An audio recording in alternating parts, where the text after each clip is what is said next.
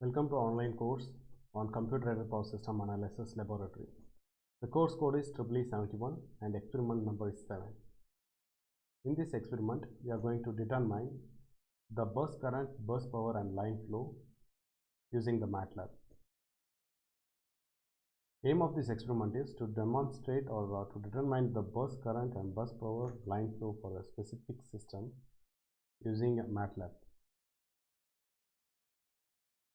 So the formula for finding out the bus current and bus power, line current and line power was given in the screen. First we will see line current. So the line current is nothing but the current between two buses I and J. To find out the current between two buses, so that is line current, that is nothing but voltage at bus I minus voltage at bus J multiplication of the admittance of Ij, admittance on that line. So if you multiplying with this difference, voltage difference between two buses, then you will get the line current. And to find the bus current, what are all the lines connected to that bus? If you add all the line currents connected to that particular bus, you will get the bus current. Same like that, you want to find out the line power, that is nothing but power between two bus, then voltage at that bus from bus, that is nothing but from bus multiplied of conjugate of the current, that particular line current. If you multiply this two, you will get the line power. And to get the bus power, what are the line connected to that bus? Do summation of all the powers of that line, then you will get the bus power. So just a simple formula. So if you are writing code in MATLAB by this formula, this way, we will get all the type of all the bus current and line current in the given system. Suppose if you are given a system like this, in experiment, last experiment also we have seen the same system. If for the same system, if the voltage is given to you, for in last example experiment we didn't have the voltage value, so we got the voltage value by Gauss-Seidel method.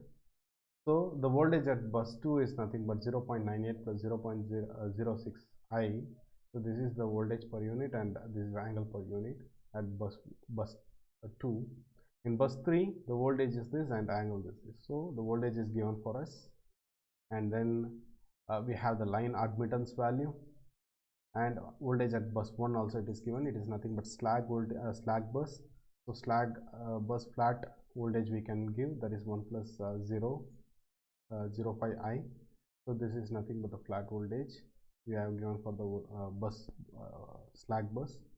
With this data we will start filling the values. So calculation, in hand calculation, just we need to find out the line current for different lines. So here there are three lines are there, that is 1 2 and 2 3 and 3 1. So there are three lines. This line current may be 1 2 and 2 1. So how it is differ we can see here. Say let's take I need to find out the current in this line going from bus 1 and 2. So that is the case. So Ij will be I12 is equal to voltage at I, voltage at J. Here I is 1, J is 2. So voltage at 1 minus voltage at 2. So I have taken here 1.05 is voltage at, sorry, this is not plus, this is point. It typical error. So it is 1.05 here minus the voltage available in bus 2. It is nothing but 0.98 plus 0.061. This value V2 we got in the last experiment. In last experiment we have seen that with the help of Gauss-Seidel method we have found out this value. Just we are giving this summation here. So if you find out the difference between these two, and you need to multiply that with Yij. Yij is nothing but here I is 1, J is 2.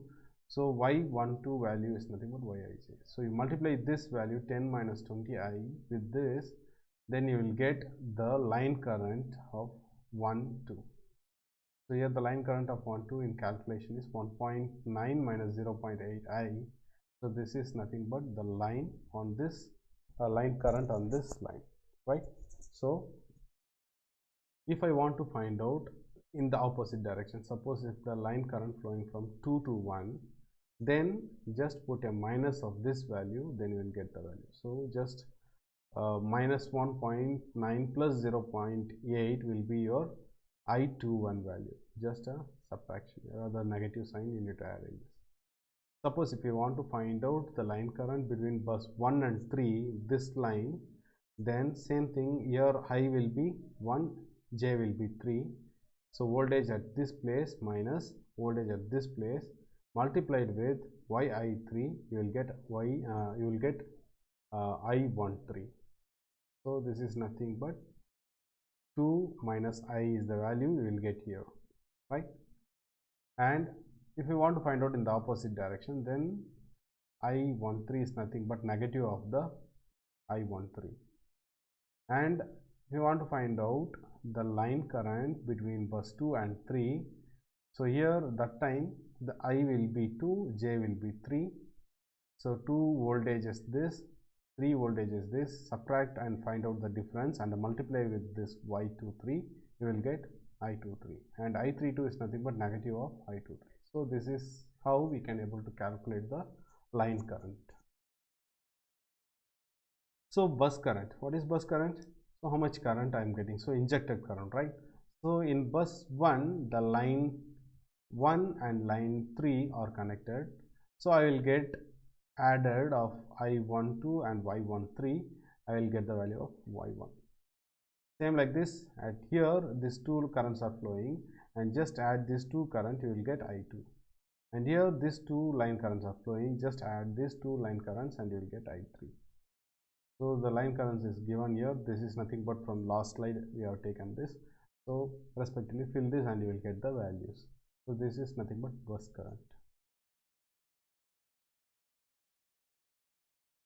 So let's see in program how it is happening. So what are the data we need to give? From the question, I need to give the admittance, line admittance value Y12. This is nothing but from the question we have given. Y13, it is also from question, Y23 from question. And V1, V2, V3 are given in the question. As from the formula, we know I12 is nothing but the voltage of bus 1 and voltage of bus 2. If you got the difference, multiply that with the line admittance, that particular line admittance, then you will get this I12. Just a formula we applied. And I21 is nothing but negative of this I12. So like that we have filled all the formulas here. And if you want to find out the line power, the line power formula is nothing but voltage of I multiplied with conjugate of IJ, I current of IJ. So if you multiply like this, you will get the line power. So this formula also we have seen. And if you want to get bus power, just add all the powers, which is all the lines which is connected to that bus, you will get the total bus power. And losses, to find out the losses, just add the same. Say for example, if you want to find out the loss at bus 1, so find out the power at line S12 plus S21. So from 1 and 2 and 2 and 1, if you just add this 2, you will get the loss. Usually if you add this 2 and if it is 0, then we can call the system is ideal. But in practical it is not possible. Ideal system in practical it is not possible. So if you want to find out the losses at different buses, just add the power from starting to end of that particular buses, then you will get the losses. And to find out the total losses, just add all the losses and different buses, you will get the total loss. That's all. It's very simple and straightforward, and you can just need to apply the formula, you will get the solution, right? Let's check how this is happening in MATLAB. In MATLAB, the same program is given here. The given data are same as from the question, and v1, v2, v3 are just nothing but we take it from the question, and all the formulas are straightforward. Just try to run this. Here you get all the values.